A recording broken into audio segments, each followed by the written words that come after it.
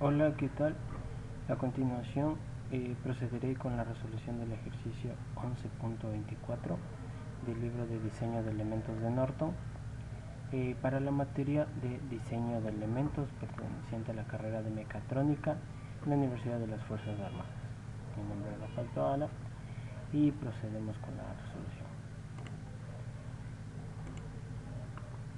Como vemos, aquí tenemos el ejercicio 11.24 del libro de diseño de Norton y que nos dice lo siguiente. Planteamiento del problema. La ménsula de la figura 11.2 está sujeta a la pared por 4 tornillos de capucha, equidistantes sobre un círculo de pernos de 10 centímetros de diámetro y configurada como se indica. La pared es del mismo material que la ménsula, y la cual está sometida a una función senoidal de fuerza-tiempo con una fuerza máxima igual a F y una fuerza mínima igual a menos F, en donde la fuerza y los otros datos de la viga se encuentran en las filas asignadas en la tabla P11.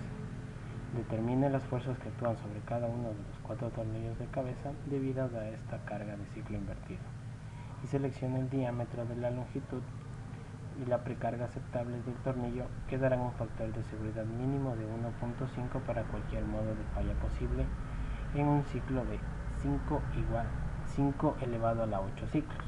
Entonces, como vemos, aquí tenemos el gráfico y los pernos que vamos a diseñar son los que están en la parte de acá atrás. Para esto nos hemos dirigido a la tabla P11 y hemos obtenido los datos para la resolución del ejercicio. Y no tenemos unos datos que nos dan la longitud del tubo igual a 100 milímetros. Tenemos una fuerza de 50 newtons, la longitud del brazo de 400 milímetros, el módulo de elasticidad en materiales de 207 gigapascales, el espesor de la placa de la pared es de 10 milímetros y el número de pernos que ahorita nosotros vamos a diseñar es para 2 pernos. Tenemos el diámetro del círculo de los pernos que nos había dado que es de 10 centímetros de diámetro y lo ponemos como 100 milímetros. Tenemos el número del factor de seguridad de diseño igual a 2 y para este caso nosotros vamos a diseñar para un perno M5 por 0.8. Entonces, una vez nosotros planteados estos datos, procedemos a revisar las tablas para obtener los datos del perno M8 y en base a esto analizaremos cada uno de los puntos para ver si nuestro diseño, si nuestra selección del perno cumple con cada uno de los objetivos que nosotros tenemos que buscar. Entonces, los datos que hemos obtenido del perno son SP de 225 megapascales, un diámetro de 5 milímetros, un SY de 240 megapascales, una longitud de la abrazadera de 15 milímetros en donde el T está dado por el espesor de la placa y la distancia está dado por los 5 milímetros y el factor de seguridad de diseño de 0.54. Entonces, con los datos obtenidos determinamos la magnitud del par de suma de momentos y determinamos una distancia prima. Esta distancia prima es igual a 100 milímetros por el seno de 45 grados.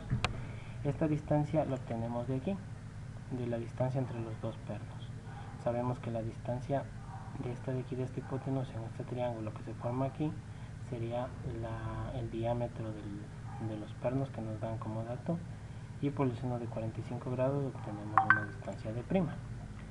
Entonces la fuerza del tornillo la determinaremos por la fuerza, que es por la longitud del tubo y por esta distancia prima.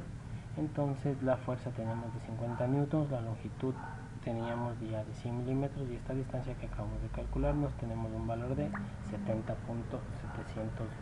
newtons.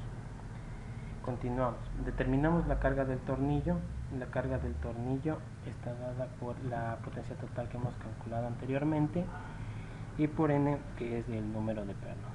Entonces esta es la carga que va a soportar a cada perno. Obtenemos el valor del área tracción de la tabla 11.2. Nos dirigimos en el libro de Norton a la tabla 11.2 y obtenemos este valor de AT, que es de 14.18 milímetros cuadrados para este perno. Calculamos la precarga. esta precarga utilizamos la fórmula de la precarga, que es igual al FP, que es datos que nos da el ejercicio, por el SP y por el área de tracción. Entonces al reemplazar estos datos en la fórmula, tenemos que de 1723 newtons. Definimos la longitud del tornillo y el área del vástago.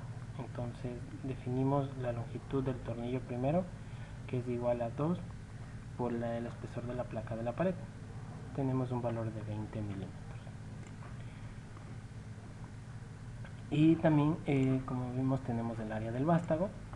El área del vástago está dada por pi por el diámetro al cuadrado por 4. Reemplazando estos valores, tenemos que es un valor de 1.963 por 10 a la menos 5 metros al cuadrado del área del mango o del vástago. Encontramos las longitudes de rosca y del vástago del tornillo.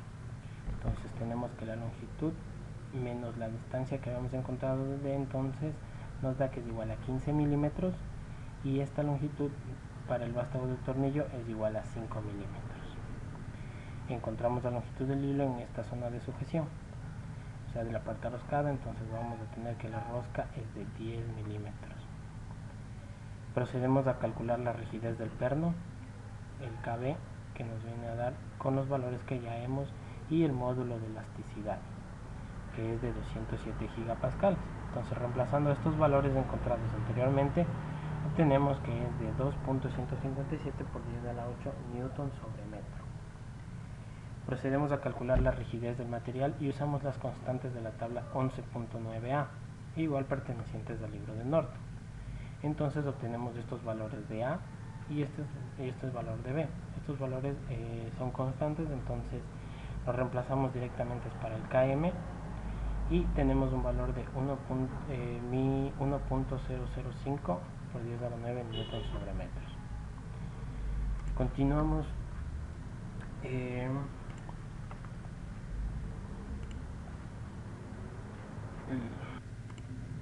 Ahora encontramos el factor de rigidez, que está dado por C. Entonces utilizamos el KM que habíamos utilizado antes y el KB, que son constantes que ya hemos tenido en la tabla. Entonces este valor nos va a dar de 0.177, que dice: una parte de la carga aplicada P sentida por el tornillo y el material ahora se calculan a partir de estas ecuaciones. Una vez que ya tenemos los valores que hemos calculado antes, procedemos a calcular con estos valores de aquí y tenemos unas fuerzas a partir de las ecuaciones que ahora se presentan acá. Entonces tenemos que C es igual por la fuerza que teníamos antes, entonces es de 6.246 newtons, y la otra fuerza, tenemos una fuerza M, entonces esto es 1 menos C por el valor de la fuerza anterior, entonces nos da que es 29 por 29.109 newtons. Encontramos las cargas resultantes en el perno y el material después que la carga P es aplicada. Entonces estas son las cargas resultantes. Eso quiere decir que son como las fricciones, vamos a tener los resultantes, y eso, como vemos de aquí, se calculan con los mismos factores que habíamos calculado anteriormente. Tenemos la tensión de tracción máxima en el tornillo, puede decir el esfuerzo que realiza el tornillo. Entonces este valor nos da de 1.219 por 10 a la 8 pascales. Teniendo esto,